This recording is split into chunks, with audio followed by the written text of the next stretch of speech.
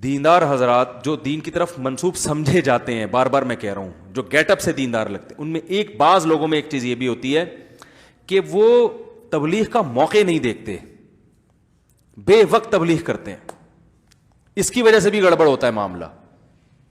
سمجھ رہے ہیں نا؟ اب اکثر کیا ہوتا ہے، شادی بیاہ میں مجھے بلایا جاتا ہے کہ بھی مفتی صاحب بیان بھی کریں، میں وہاں بیان نہیں کرتا، اکثر میں منع کر دیتا ہوں.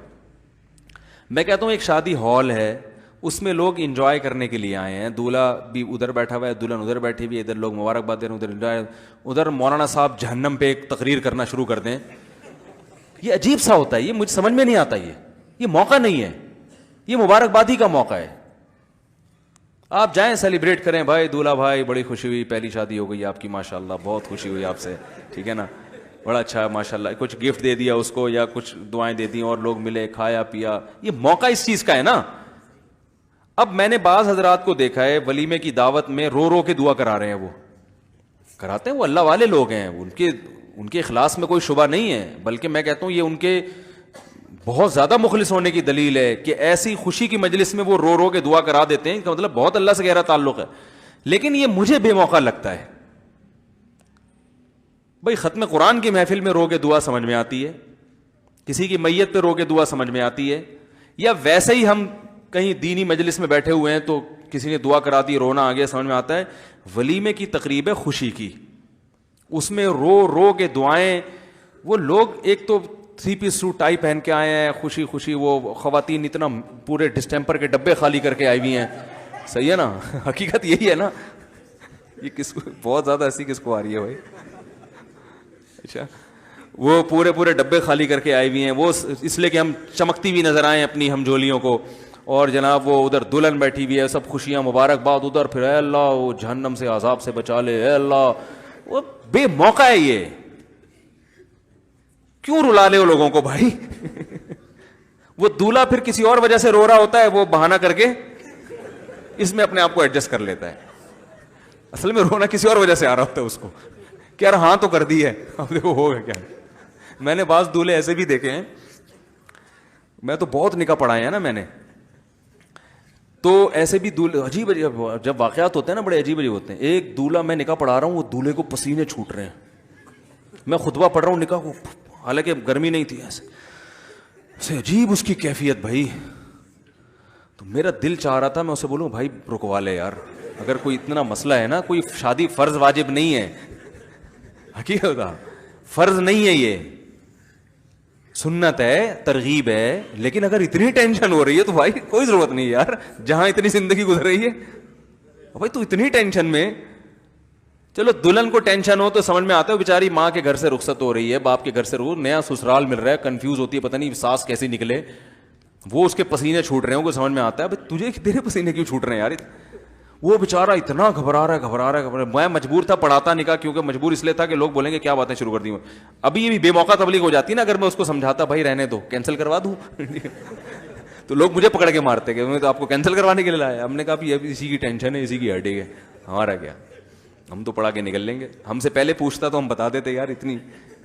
تو بے موقع. اب وہ ولیمے کی محفل ہے، اس میں ایک تو پھر اس سے کیا ہوتا ہے، جو لبرل لوگ ہیں نا وہ پھر علماء سے بدگمان ہوتے ہیں، کیا یار یہ ادھر کیا رونا دھونا لگایا ہوا انہوں نے، ٹھیک ہے نا. ایک موقع ہوتا ہے ہر چیز کا، اس میں جیسے میں کہتا ہوں نا میت پہ کھانا، یہ بے موقع ہے نا.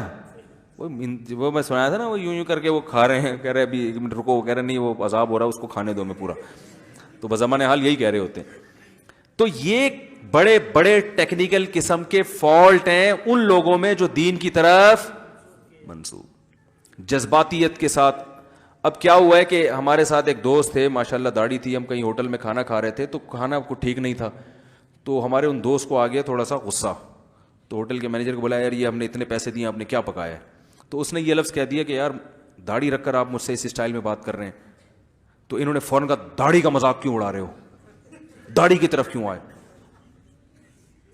بھائی کیا ہو گیا اگر اس نے اتنی سی بات کہہ دی کہ بھئی ایک آپ کو حوالہ دے رہا ہے کہ بھئی داڑھی ہے تو تھوڑا غلطی انہی کی تھی جو داڑھی تھی جن کی. بھائی تمیز سے بھی کہا جا سکتا ہے، مینیجر کو بلائیں تھوڑا ایکسکیوز کر لیں. داڑھی والے کو تو بہت میٹھا لہجہ رکھنا پڑتا ہے اپنے عمل سے تاکہ لوگ داڑھی سے مانوس ہوں.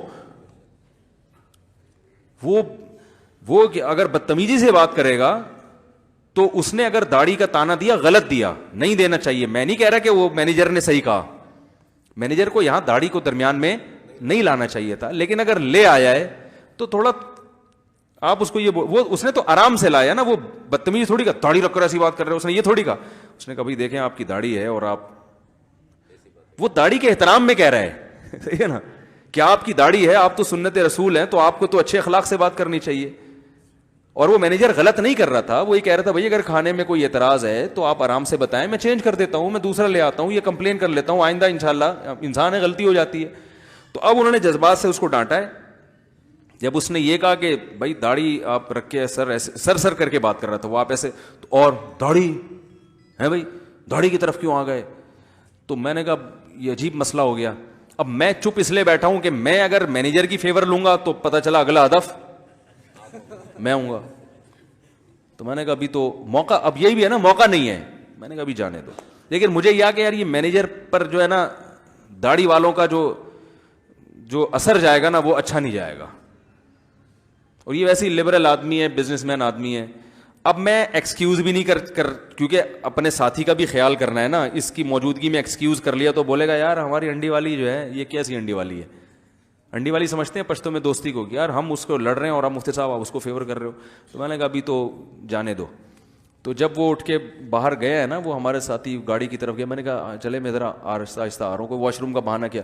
تو جا کے مینیجر سے کہا, میں نے کہا یار تھوڑا سا میں آپ سے سوری کر لیتا ہوں, تھوڑے سے جذباتی ہیں, اتنا بڑا مسئلہ تھا نہیں, بس ان کو کوئی مسئلہ ہوگا گھر میں, کوئی پھڈا وڈا چل رہا ہوگا, کوئی ٹوپی ڈرامہ کر کے ہم نکل لیے وہاں سے.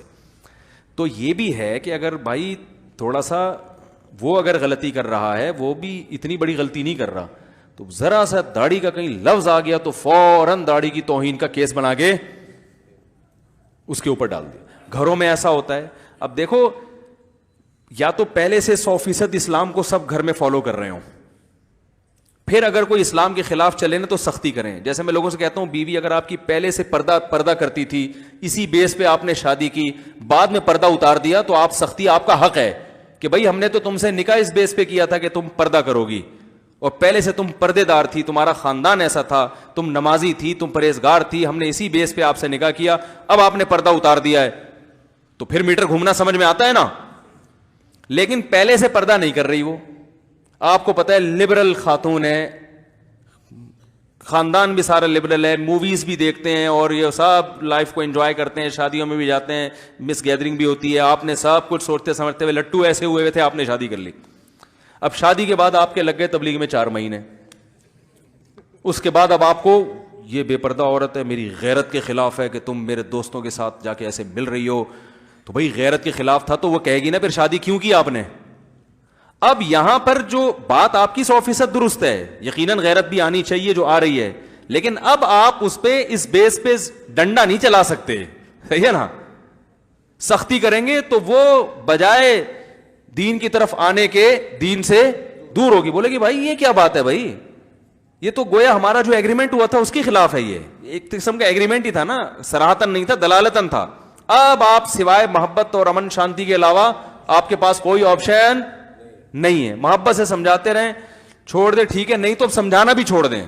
بعض لوگ زچ کرتے ہیں, بار بار ایک ہی بات کو ریپیٹ کر کے, وہ پھر جب ایک ہی بات کو بار بار ریپیٹ کریں تو بات صحیح بھی ہوتی ہے تو آدمی کو غصہ آ جاتا ہے.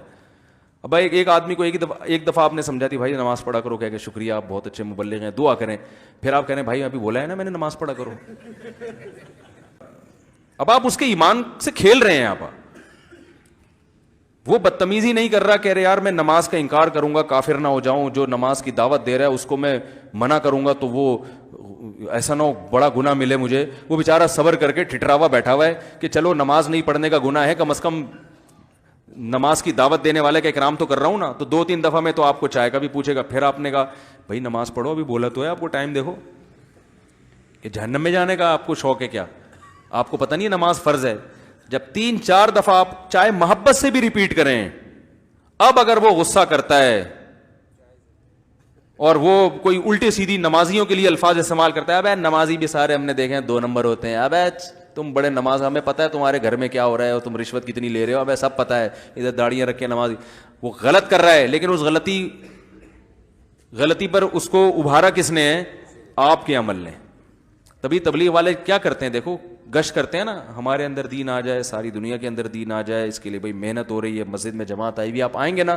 کہتے ہیں ہاں جی ہم آئیں گے انشاءاللہ, ٹھیک ہے. اب یہ نہیں کہ گھر جا کے مغرب کے بعد پوچھ رہے ہیں اسے, آپ نے تو بولا تھا ہم آئیں گے ہیں, ویسے آپ بڑے ایک نمبر بنے پھرتے ہیں, جھوٹ نہیں بولوں گا, اور جناب میں جو ہے وہ اس دن آپ نے سچ پہ بڑی اچھی تقریر بھی کی ہے, اور آپ کے تو کالم چھپتے ہیں اخبار میں, سچ بولو, سچ کے سوا کچھ نہ بولو, اور ادھر آپ نے ہم سے جھوٹ بولا.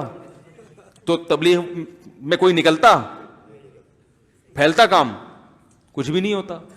تو جب ایک چیز ہے ایک دفعہ, دو دفعہ, بہت زیادہ 3 دفعہ, بس اس کے بعد اس کو بولنا بھی نہیں ہے, بار بار ایک ہی چیز کو ریپیٹ کریں گے نا, ایک ہی بات بولتے رہیں گے, تو وہ سامنے والا خود بخود اس کے نیگیٹو چلنا شروع ہو جاتا ہے, صحیح ہے نا, مخالف چلنا.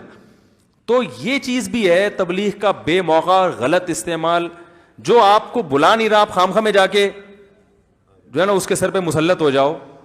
جو آپ کی بات سننا نہیں چاہتا, مائک کھول کھول کے اس کے بھونپو لے کے اس کے کان میں اپنی تبلیغ سنانا شروع کر دو. میں نے جمعے کا باہر کا اسپیکر بند کروایا نا اسی وجہ سے کہ بھائی جو نہیں میری بات سننا چاہتا, میں بھونپو لے کے اس کے کان میں کیوں گھسوں. اب بعض لوگوں نے مجھے کہا بھائی اتنے لوگ جہنم میں جا رہے ہیں, دین کی بات سن لیں گے تو کتنا فائدہ ہوگا. بھائی اس طرح فائدہ نہیں ہوتا. اتفاق کے واقعات ہوتے ہیں کہ اتفاق سے فلاں آدمی کے کان میں حضرت جی کی آواز پڑی, بڑا متاثر ہو کر اسلام قبول کر لیا. ایسے چند ایک واقعات ہوتے ہیں. بھونپو لے کے کسی کے سر پہ کھڑے ہو جائیں جیسے کہ آج کل کر رہے ہیں مسجدوں میں, دیکھو نا ہر وقت مائک بجتا رہے گا, اسپیکر بجتا رہے گا, پروگرام چلتے رہیں گے.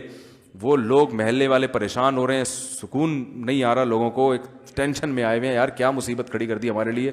اگر آپ ان کو جا کے بولو مائک بند کر کریں, اللہ کی بات بتا رہے ہیں اور آپ سننے سے انکار کر رہے ہو, اللہ اللہ اور تجوید کے ساتھ پوری ایسی بات, اللہ اس کے رسول صلی اللہ علیہ وسلم کی باتیں ہم آپ سے کر رہے ہیں, ہم آپ کو نعت سنا رہے ہیں رسول کریم صلی اللہ علیہ وسلم کی, اور آپ اس کو کہہ رہے ہو کہ میں نہیں سننا چاہتا.